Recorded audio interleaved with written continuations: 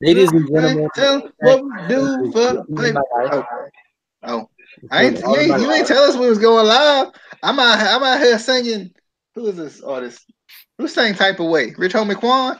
I'm out here singing Rich Homie Quan. I don't know what he's saying. Nothing. I don't know nothing he's saying, but I'm singing it. I'm just making up words. Hope they match up, you know? Yeah. That's but yeah, Impact, you need to get your shit together. Cause I'm trying to watch your one night only show you just had, and guess what? Did you watch it on the one night that it only came on? That's probably what it. That's Did you watch it on pay-per-view? Probably what it was. That probably what it was. Anyway, we back here for the takeover review that we should have done yesterday, but DJ was like, "No, let's do the Rumble, and then we'll do the." That's because the Rumble I wanted to watch more than I wanted to watch Takeover. It won't worth it, but I wanted to watch it at the time that it was live. You immediately regretted that decision because the Rumble was trash. It was. I had a friend today try to convince me it wasn't as bad as it was. It was. I had a casual fan come up to me today and was like, "The Rumble was terrible." I was like, "Wait, huh?" It was. It was. But anyway, let's. Any overall thoughts on Takeover? Start with Justin because he got some vocal thoughts. All right, Justin. I mean, I felt like this show was kind of missing something. Like, I mean, it was a good show, but it feels like it was one of the weaker takeovers out of like all the takeovers that they have done. I don't know. It felt like it was missing something. Maybe like a Adam Cole or like a. I felt like it was missing something though. You know what I mean? No. No, you don't. Yeah, but it was missing something. Do you know what he's saying? Do you know what he's saying? I don't never know what he's saying. Yeah, that's true. You don't ever know what I'm saying. But that's because he old and can't hear you, Justin. Why is it so damn dark over there though? Like, I know there's a time difference, but like y'all got electricity, right? I mean, technically, like he earlier than us, so like it should be light, right? I mean, is that how it works? I don't know. Later than us. No, he earlier than us. But I mean, it was a good show and all. I mean, but yeah. Oh yeah, no, he earlier than us. So you're right. You is right. You was right. Yeah, you right. Yeah, you're right, DJ. You're right. DJ, thoughts on the takeovers? I thought it was pretty good. It wasn't bad. Like, I agree something was missing to a certain degree. And I think it's just because things have changed a little bit with NXT. Like, yes, there's still good guys there, but when you have a match with Cassius Ohno and you know he's gonna lose, it's like not worth even watching. As far as the tag teams are concerned, like I thought, and I don't want to get too much into the match, but I thought the match was good. I just thought it felt like it did, to me. It didn't get good till it got going, and I think that was a lot of the matches. It was almost like it was like a downhill slope where, like, at first I was kind of like, it took a while to get me going. Like, it took a while to get me excited for it. I think it was just some of the matches were missing something at the beginning, but then once they got going and we got to the false finishes, we got to the good stuff, then it started to get a little bit better. Also, one more thing. I mean, NXT is not perfect. I'm sorry, it's not. And that tells you how much the roster has grown, because with them having like different people that we haven't, like, what am I trying to say here? How am I trying to word this? I don't know how I'm trying to word this, but without having like Adam Cole on there, it tells you how much this roster has grown and how much, like DJ said, NXT isn't always perfect, basically. Well, and I think too, I think maybe what was hindering it is in this show, we've seen guys who are just kind of getting pushed and just recently got pushed. War Raiders is one of them. Like, they've been being pushed since the beginning, since they came in, but they kind of had that period of time where they weren't there for a little bit. Matt Riddle has just came in. Cassius Ohno is a glorified jobber. Obviously, John Gargano and Ricochet, they've been mainstays for a while. Bianca Belair is another one that, like, they're pushing, but it's weird, right? Because of the way they're pushing, because it almost feels like the roles are reversed there, and they shouldn't be. But yeah. I was gonna say there's more wrestlers than just Adam Cole. You know that, right? And then Velveteen Dream also. I You mean, know, like, I wish he actually. let's just make the roster Adam Cole and Velveteen Dream. You know, I think that'll work. You know, I think that'll work. I still don't understand though. Like, you didn't have Adam Cole or Velveteen Dream on Takeover Phoenix or in the Royal Rumble. To steal a phrase from Rabid, what are we doing? What is two of the over superstars in your company? You don't have them on one of the biggest weekends of your year. I agree with that too. You know, because I knew that, like, okay, Velveteen Dream's not on Takeover, Adam Cole's not on Takeover. They're obviously going to be in the Rumble, like, at some point in time, and then cue No Surprises Royal Rumble 2019, because that's what we got. Like I knew, like, I even told Justin, like, I was watching the show and I was on the phone with Justin, and I'm like, I know I'm gonna hear Shock the System tonight. Like, I know it's gonna happen, and then it didn't. And I like I said, we got to 29. It was Randy Orton, and I'm like, this was terrible.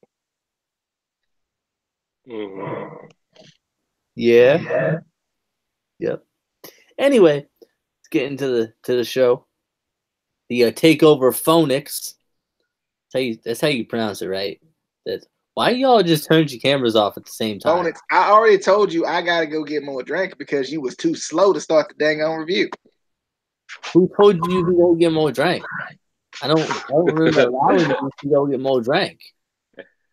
You should have brought all the drinks with you, and then you would have had all the drink. Anyway, we got the tag team championship match. We got War Raiders versus Undisputed Era. So, I mean, we did hear Shock the System this weekend. You know, it just won't when we wanted to hear it during the Rumble. Because that would... Anyway, I thought this was a really good match. It was one that I was looking forward to. One of the 3 out of 4 matches 3 out of 5 matches I was looking forward to. We'll get to the one that I couldn't care less about in a minute. But I thought War Raiders and Undisputed Era worked really well together. I'm glad that War Raiders went over and are the new NXT Tag Team Champions. That opens up all of Undisputed Era, hopefully, to get called up to the main roster. I feel like it would be weird if just Adam Cole was called up, because they all came in together, except for Roddy. I think Roddy came in a little bit after them, but it would still be weird for them to not go up together, being such a popular team in NXT. But definitely a good match. Strong opener for Takeover. DJ? Yeah, I think it was good. This was one of those matches that I felt like it kind of didn't get going until later, later in the match, maybe the middle portion of the match, when they kind of stopped doing the slow Joe stuff and they got into the more of the fast-paced and energetic type stuff with the cartwheels. And remember when Mike Knox tried to do the cartwheel? He tried it. He tried it. It just won't as impressive as Hanson. Like, it just won't. But like, once it got going and like we got some false finishes and it felt like it could go either way, I think that's when the match got fun to me. I love the War Raiders entrance. I thought it was really cool. I really like that. I didn't know I wasn't sure about the teaming for Undisputed Era. I know they've been doing Roddy and Kyle O'Reilly for the longest time, but it was weird that they didn't do Kyle O'Reilly and Bobby Fish. Because Bobby Fish is healthy now, like you would think they would have put the team back together, and they did. I think like at the last Takeover or something, or maybe even for War Games or whatever it was. But like it feels like they've been putting them back together, and then for the title match, they were like, you know what? Nope. And I was like, what? Like why? Like it was just weird to see Bobby Fish coming out in pants when he's completely healthy and should probably be in this match. That was the only weird thing, especially seeing War Machine versus Red Dragon again would have been awesome for me personally. But nonetheless, it was a good match, especially once it got going. And I think the excitement really was closer to the end, where like they started doing some things where you were like, that's pretty doggone cool. With I always love the handspring thing, the little handspring off the ropes type stuff, and then with the cartwheel, I always love that especially when bigger guys do it. It's just like, I mean, I try it and then I fall on my head, So like, it's fun. It was. I think it, like you said, I think it was a good way to start the show. I think it was one of the better matches on the card once it really got going. Yeah. And I definitely agree that it would be cool to see War Raiders versus Red Dragon again. And even if they didn't bring them all together, if they brought just Adam Cole up and then got Red Dragon back together, that'd be cool. The only thing is I wouldn't necessarily consider War Games as putting them back together just because it was all of them. So but anyway, Justin, if you're still here, he probably already left. Yeah, I'm still here. I actually really thought this was a good match, a really great way to kick off the show, and I just love War Machine or War Raiders. I just love like how they can move for like two big men, like especially Hanson. I like those dives he did to the outside of the ring. Like he can really move for a big man, and it just was a really high intense match, and I do agree with DJ. The beginning of the match was like really slow, but like damn, like that ending of that match was it was good. It was good. I really enjoyed it, and the crowd was really into it a lot. I felt like the crowd was into this whole show the whole night, but yeah, this was a really good match. Yeah. All right. Match of the night. Would you say match of the night, Justin? I wouldn't say that, but I'd say match of the night so far. Match of the night so far. So far, I mean, this is the first match, but we'll see once we go along here. Okay. See. Okay, and then Matt Riddle versus Cassius Ohno. Oh no.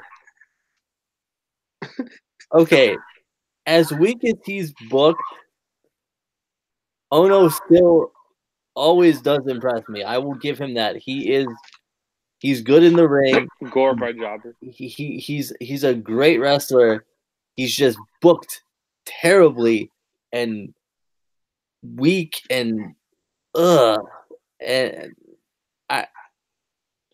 and we got a unique tap out situation in this match. Other than that, they can stop this feud now. It's done. It's move on. Let's do other things, please, because I don't care anymore. I don't. EJ. Well, it was weird because, like I said before, I was looking forward to this match because it's been a good feud. The feud's been good. They've both been good in their respective places within the feud. Cassius Ohno as a heel has been, interesting and fun to watch. But it almost feels like the heel turn didn't do anything. Like, if you're going to turn somebody heel and still have them lose, what's the point? Like, especially because I felt like turning him heel was supposed to rejuvenate his NXT career a little bit. Because for the longest time, he was the happy-go-lucky guy. the knockout artist and stuff like that with the jerseys. And I mean, he still wears the jerseys and everything, but with the jerseys, the kind of likable guy with the likable attires, and it was just fun.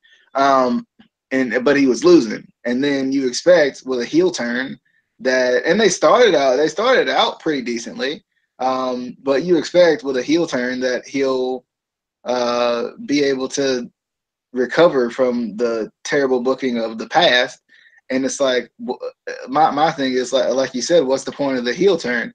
And I think even to a certain degree, they could have easily, had him be heel, but have him win by any means necessary. Even if they want to keep Matt Riddle strong, have him win in maybe some dirty ways, have him win, in ways that maybe the older Cassius Ohno wouldn't do, like do something, because I think the issue with Cassius Ohno is, I agree with you as far as like he's good in the ring, but like you said, the booking is just terrible. They just book him to lose all the time. And it almost has that like Dolph Ziggler effect, where Dolph Ziggler is great and his matches are great, but who wants to watch a guy who's just going to lose all the time? Who wants to watch a guy who, when the match is going to be good, but you always know the result? What's the point? What good does it do? And then I feel like even when he does win, because he's won a few times in this feud, but he's booked so often to lose, it's almost like you forget that he won, and it's not like a, oh my god, he won. It's kind of like, oh yeah, he won that one match. I don't remember if it was a week ago or 3 weeks ago, or if it was on NXT TV, if it was on Takeover. I don't remember, but I know he won one. Like it's one of those things where it's like it's just kind of, he loses so much that when he wins, it should feel big and it should feel like, oh, he finally won, but it's like, nope. But Justin. Oh, give me 1 second. 1. Okay, I'm back here.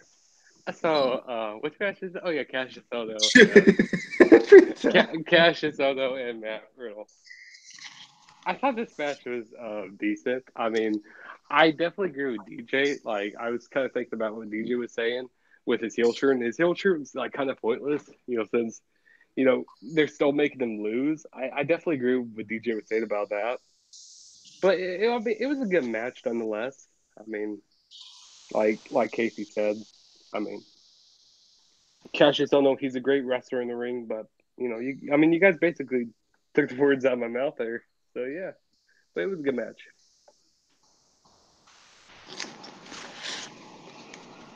All right, and then we had the NXT North American Championship match: Johnny Gargano versus Ricochet. Social media ruined this one for me. So, DJ, talk about this. This by far was match of the night for me. I already knew who was gonna win too. I don't think it was social media for me. I think it was because I watched the Rumble before I watched Takeover. That spoiled this one for me. But nonetheless, I was excited to see what they would do in the match. Ricochet, I think by far is like probably the best in NXT right now as far as like the versatility of what he can do. He literally can do anything, and his promos are good too. I like Ricochet a lot. I've always liked Ricochet. And I think tonight it kind of showed, what all he could do. And it was cool to see Johnny in this kind of in between type character. I was talking to Casey last night. I'm like, why did they cheer this guy? He's a heel. They still got the signs up for the man. Come on. He's a heel. Stop it. But I like it though. I love this tights too. For the occasion, it was cool. And I like how they kind of played on that in between thing. And they played on it throughout the match, because that's kind of been the source of this feud. Like Ricochet has always been like, which Johnny Gargano is gonna show up, and at times you would get that Johnny Wrestling, Johnny Gargano, where he would, bend you into a pretzel and show every wrestling maneuver he's got in his arsenal. But then, at other times you get that him pulling up the mat on the outside, and he's about to do a DDT on it or a suplex on it or whatever it may be. And then even at that first time they went out there, he kind of thought about it. Man, I'm telling you, when he did that suplex on the concrete, bro, Ricochet took that, man. Ricochet didn't brace or anything. He just took it. He just took it. Reminds me of a time when I was at a football game. I was at a football game, and we was trying to jump over the fence. Trying to get over it because it was the easy part. It was the easy part. And man, if my leg didn't get caught on the fence and I went down, man, I took that pavement like a champ. I took it like a champ right on the back. Just sold it. I sold it. Took it like a bump. So I'm learning the ropes. Learning the ropes the hard way. Yeah. Anyway, but no, like the way he took that though was awesome. Like he did it especially for given the surface that he was about to take that on. It was pretty brave. Yes. Like a champ, Casey. Like a champ. Take better bumps than you, and you know how to take bumps. The pistachio is no longer the worst analogy That's a good analogy. That was a good analogy. Pavement, concrete. What did that have to do with the match at all? Because I was saying, like he took it like a champ. Like when I took the bump by accident. I'm so confused with you right now, DJ. That's because you don't listen, yeah. Please, because I don't want to hear about the fence and the. That's because y'all. That's because y'all stupid. Y'all don't listen. Y'all's listening skills like here. Like it's like here. Like what? I can't exactly. But definitely a good match. Match of the night by far. Definitely match of the night. I enjoyed it. I thought it was really good. What was it match of the night though? It was match of the night. I think out of all the matches that was in the takeover, this one right here, match of the night. And then you have to look around the takeover, and then you have to look under it, and then over it, and then back over it. I don't know. I would still pick this match. You still pick this match? Okay, that's good. I feel like we're gonna skip Justin because I don't know what he's talking about. I don't know what I'm talking about either. It's like that thing in Brown where I had to pick. Yeah, this match just a blur for Casey. Oh my god! Okay, just talk about the dang match. This match was match of night, like DJ said. I mean, these guys have really good in-ring chemistry. I mean, all the flips that they do, they're very technical. I mean, this match was amazing. I mean, the 450 splash, with Ricochet and Johnny Gargano. I mean, these guys are, I love it. I feel like he's just saying words now. They're amazing. These guys are just amazing in the ring. Amazing, great chemistry. Like I said, best match of the night by far, and definitely about on the concrete. Oh Lord, that hurt me when I saw that. But great match though. Flips and hurricane runners and pavement and. Oh, it was also one of the cooler moments of this match was when Ricochet kept flipping up out of stuff, like when he'd do the hurricane rana and Ricochet would land on his feet, or he would do something else and Ricochet would land on his feet. That was pretty cool. I was like, he always land on his feet though. I mean, but it was cooler in this match. Like, and I also like not when I also like not land on his feet. Like, I mean, I was talking to a guy who who knew Ricochet back. We don't care about your stupid story. Can you just talk about the match like you said for me? We didn't care about your stupid story. Yeah. But he was talking about back when Ricochet was learning to wrestle. And, he was trying to learn the bumps. He was trying to learn the bumps. He couldn't learn the bumps because he can't land except on his feet. That's all he does. So like, he land on his back. But he can only land on his feet. He made that up. He didn't talk to anybody about that. I did. You're a fool. Yeah. You're a surefire BSer. I tell you that. Yeah. All right, Justin, you talk about the match. Oh yeah, I want to so hear more stories because I got more stories. oh god, what kind of? Oh, I don't want to hear your stories anymore. So I also like when Ricochet went for the Phoenix Splash, and then he ate a super kick by Johnny Gargano. That was really good during the match. I mean, I like that slingshot DDT. I always love Oh, when wrestlers do that. That was good. Um, but yeah, I mean, these guys, like I said, they have really good in-ring chemistry, and like I said, they just work together very well. And like, I just like a high intense match, and with all these flippity dippities that they do. oh God. Retire. But All right, yeah, Casey. Justin said you got to retire now.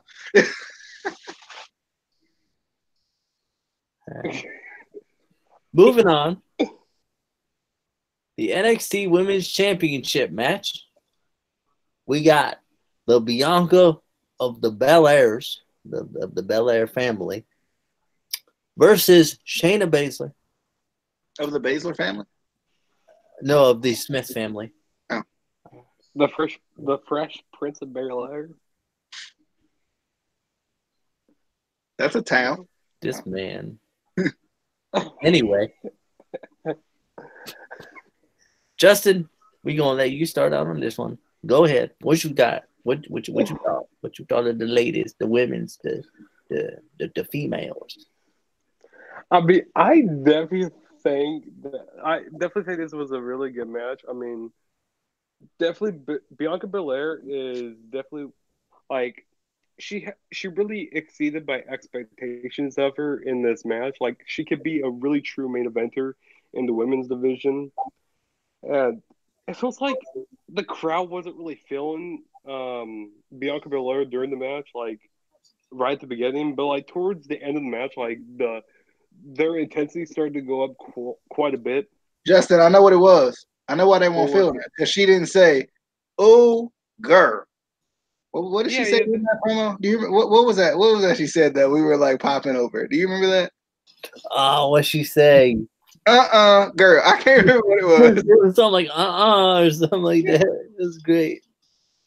Yeah, but I mean, like I said, they weren't really feeling it until the end there. But Bianca Belair, she is something special. I mean, she is going to be a true main eventer, and I seriously do mean that. And what's that? What's her finisher? The KOD. I like her finisher. Her finisher is pretty good. Um, I mean, Shayna Baszler, I'm kind of ready for her to drop the title, to be honest.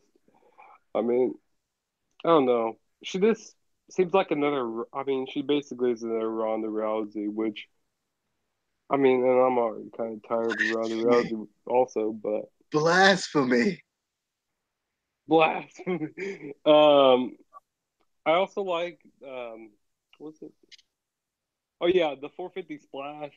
That was I like when she what was it? Oh yeah, Bianca Belair went for the 450 splash because Shayna reversed it into the what's her that kind of clutch thing like the rear naked choker. It's something like that.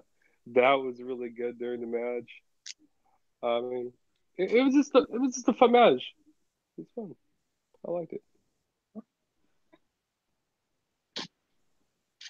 Who's going next? Casey, DJ, I don't care who goes.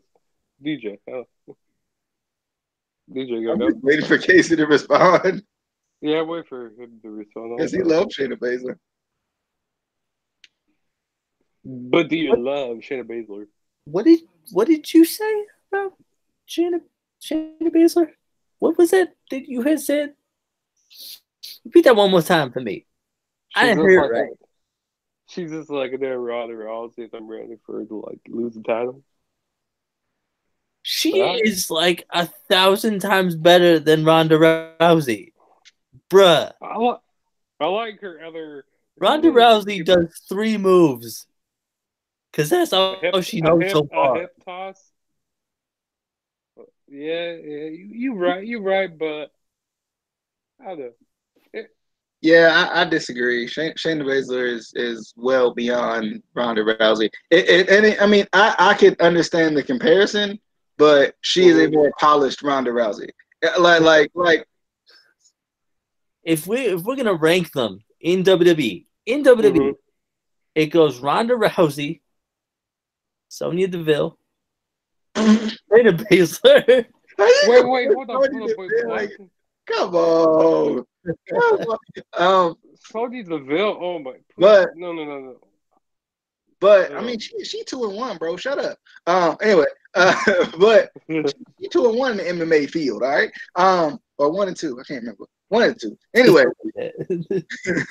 I love Shayna Baszler. I think she does everything right for her character.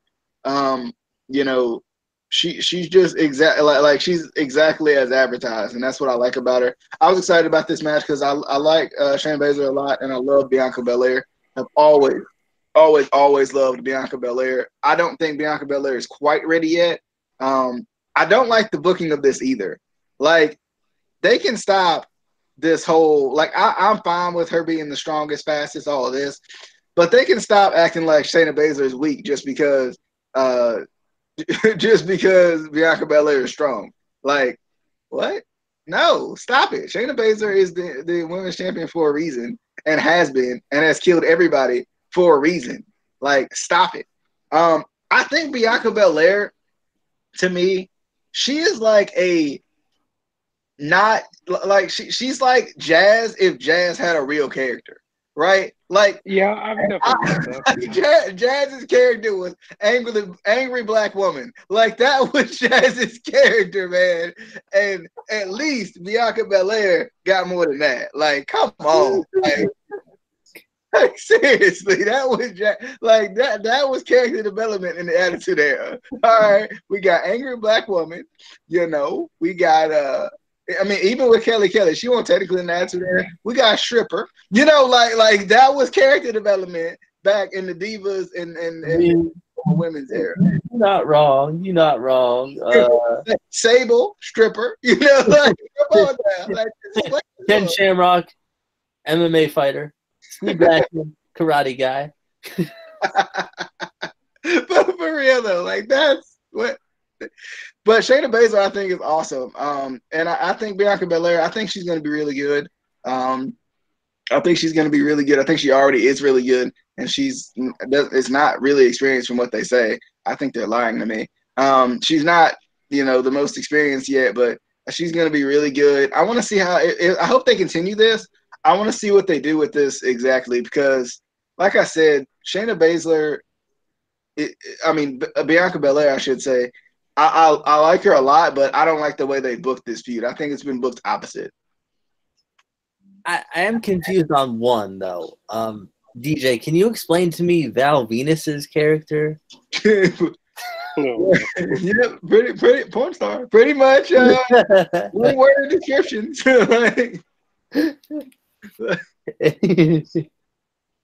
Anyway, that's we should just do even Mankind maniac. Like, what? Like, maniac with multiple personalities.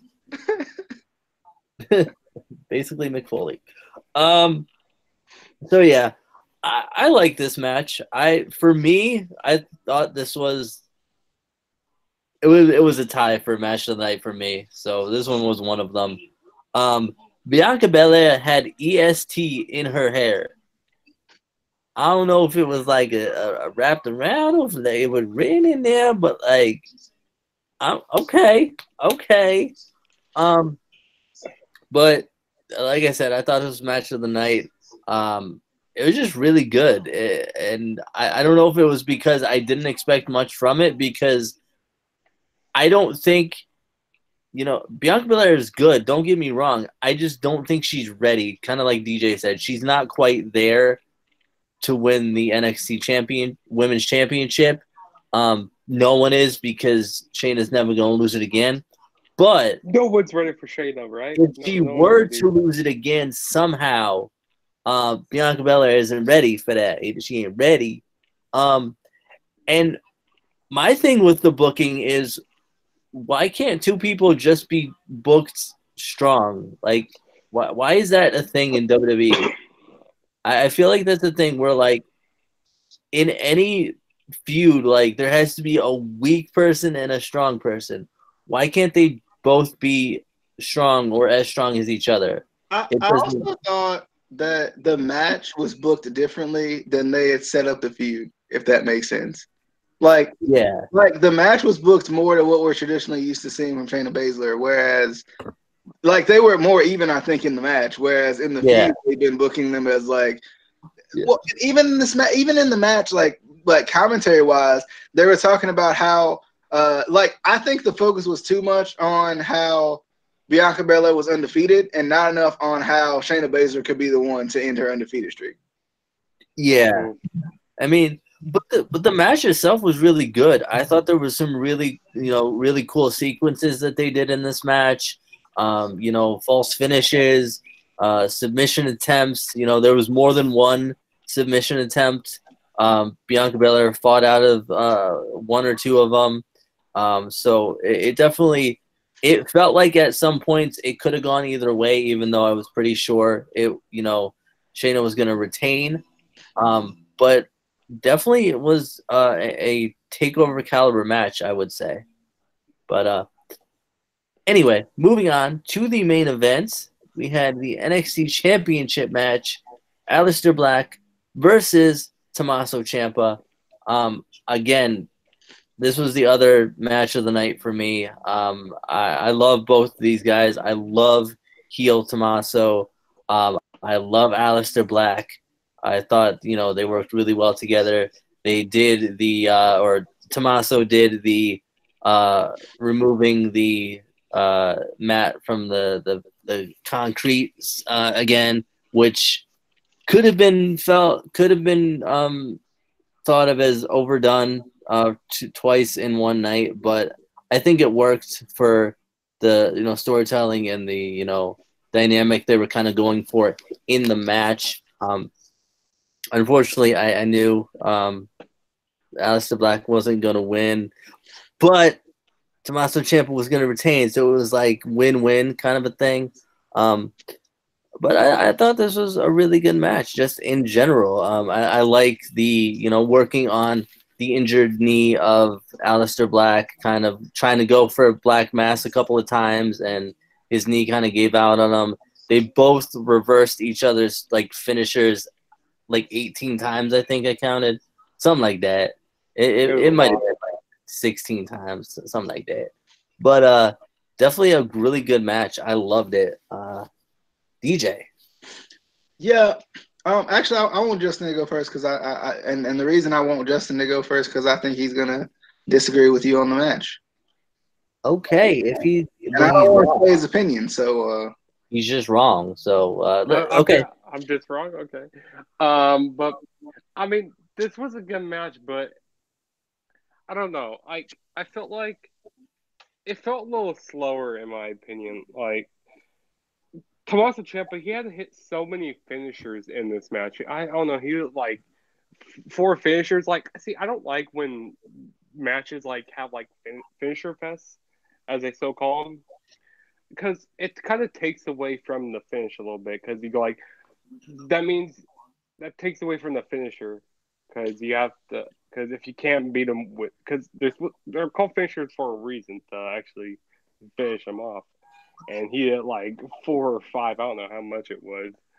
But, I mean, it was a good match and all. But I liked the strikes that Aleister Black was doing during the match. That was really good. I liked when he had Tomasso Ciampa up on the turnbuckle and, like, he did this kick to the outside. That was crazy during the match. And I also liked the removal of the with the concrete. I like that again. But I do definitely agree with Casey how it was kind of overdone because it's doing the same thing again. But like I said, I just don't like when matches go like into finisher after finisher after finisher. It's just not my type of style. But it was a good match and all though. DJ. Yeah, I think the match was good. I think it was a little bit slow for some people's liking, depending on the fan. But I think that's what you get when you put these two in the ring together. They're both very slow and methodical type wrestlers, especially with their characters. They take their time and they do things in a particular order, in a particular way. They pick you apart. It's kind of like when you put Triple H and Undertaker in the ring together in their prime. It's going to be a slow match because they're two slower wrestlers. They don't wrestle the fast paced style that I think we've kind of gotten used to. So I liked it as far as these two going at it and their characters going at it. It made sense. It didn't make sense for it to be fast paced. It didn't make sense for it to have 18,000 dives. It was a personal feud. It was a physical feud. And the reason I liked the pulling the mat away again because of who it was. I think if it was anybody else, I think it would have been overdone. But I think because it was Ciampa and because who did it before, Gargano, there's still that connection there. There's still there's still that there. There's still that weird we're trying to keep this in your head that either they're gonna get back together or they think alike. They're similar in some sort of way. It's a little it's almost like an underlying story within the overarching story that we're seeing in front of our eyes. I think, and I don't think they'll ever bring it up again, but I think it has something to do because even at the end, when Gargano came out, and they kind of had this little reunion of sorts, not not in a way of they hated each other anymore. It was kind of a way of we're kind of similar when we really think about it. We were similar before, and even at at our best we're similar, at our worst we're similar. It was kind of cool. I liked it, and I loved the ending too. It was kind of cool to see both of them out there again together as champions, singles champions in their respective places. And it still goes back to the interesting thing about how Gargano, basically won Tomasso the championship. There's still I still think there's little underarching storylines with this Gargano and Ciampa thing. It's just kind of where it's going to end or where the next chapter is going to be, I think. But overall, the match is really good. Yeah, I kind of disagree with the pacing of the match. I like, or well, not necessarily disagree because DJ agreed, but I like that it was a slower match. I think we're a lot of fans, especially a lot of indie fans and NXT fans are so accustomed to the fast pace. You almost have to be reconditioned to enjoy slower pace and actual storytelling and not a million suicide dives and 1,000 super kicks just because there's such thing as ring psychology and storytelling and making things make sense. If you're just doing suicide dives and stuff off the top rope just to do it, like a million flips in the match, what's the point? But I did like the ending with Johnny coming out and both of them holding up their respective titles. I would love to see them kind of get back together and as the NXT champion and as the North American champion, because we haven't really seen anything like that since Triple H and Stone Cold with the two-man power trip. Kind of both of them, I think they both had titles back then, but either way, it would be cool to see them kind of get back together and both be basically top of NXT. I think that would be pretty cool. I don't know how you guys feel about that. Yeah, I think so too. And I think NXT has kind of brought back some of those old nostalgic type memories with some of the stuff that they've done with the booking. We talked about it before.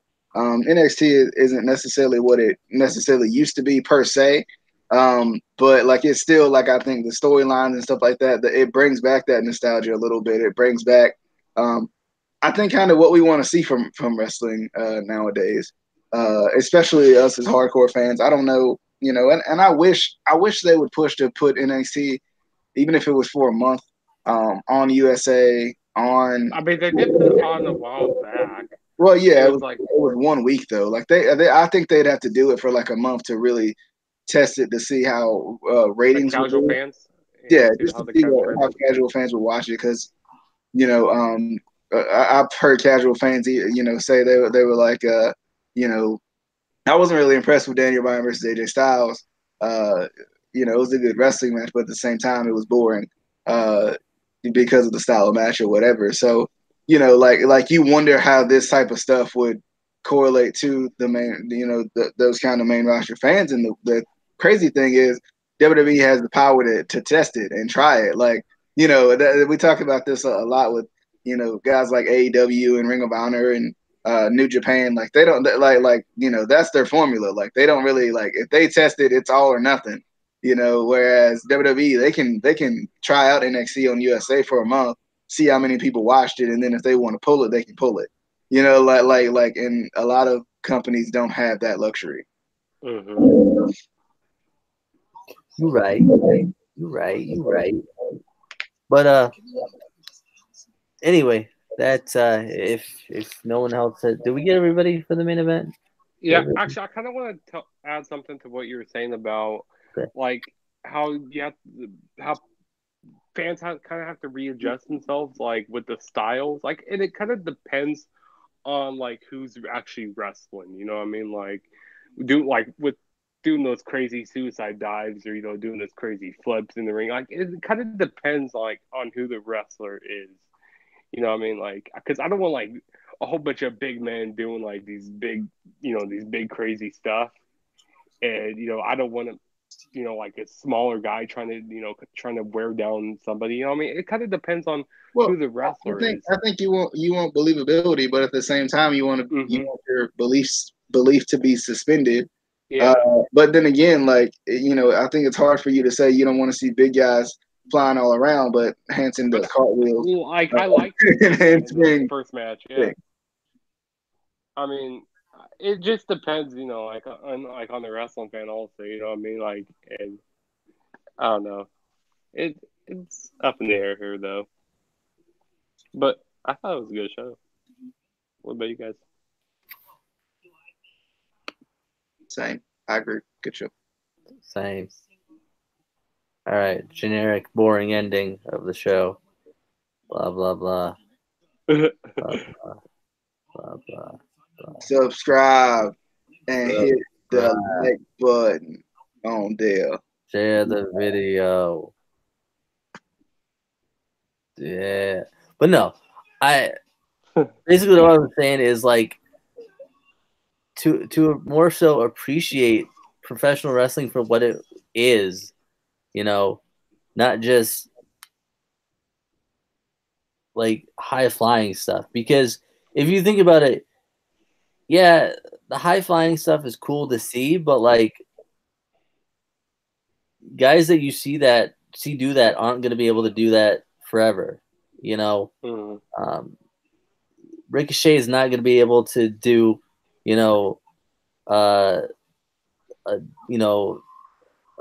suicide dives and like all these crazy moves that he does forever. Eventually his body's going to catch up to him and he's going to have to slow down his change his style.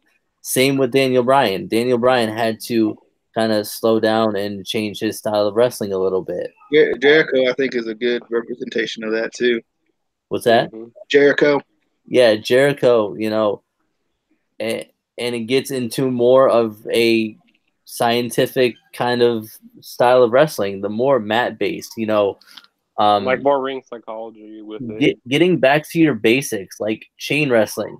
A lot of fans do not appreciate the art of chain wrestling. Like you can tell a story just with chain wrestling. You don't have to do, top rope moves. You don't have to do, you know, you can do a whole match with just chain wrestling and then a big power move. Like if you do it right, it's it's good storytelling, and it just a lot of fans aren't don't realize that or get bored with it, and it's because they haven't been they don't see that as much. But anyway, we need to get more discussions out. We really do, because we get on tangents and stuff. But anyway, be sure to hit that subscribe button. Follow us on Twitter at ICW_podcast. Share the video. And we will be back Thursday, I think. We're trying to get back to the normal schedule to get everything, back in, reasonable time, so we're not doing reviews like 3 days later or 4 days later or whatever. So we'll be back for Thursday for NXT, and then Friday for Impact. And I think we're good this weekend. I don't think there's anything except there's that Worlds Collide thing coming up this weekend. So don't they have the TNA show on Saturday? It's gonna be on Twitch. Like it's combined with Smash Wrestling. But that'll be one we'll let Rabbit take on his own, because I know he'll love that. Yeah, because anytime Impact goes out of the Impact Zone ever, it's the worst thing in the world. It's Rabbit's favorite ever, Oh my God. Anyway, we will see you guys on the Flippity Dippity. Oh yeah. Yeah.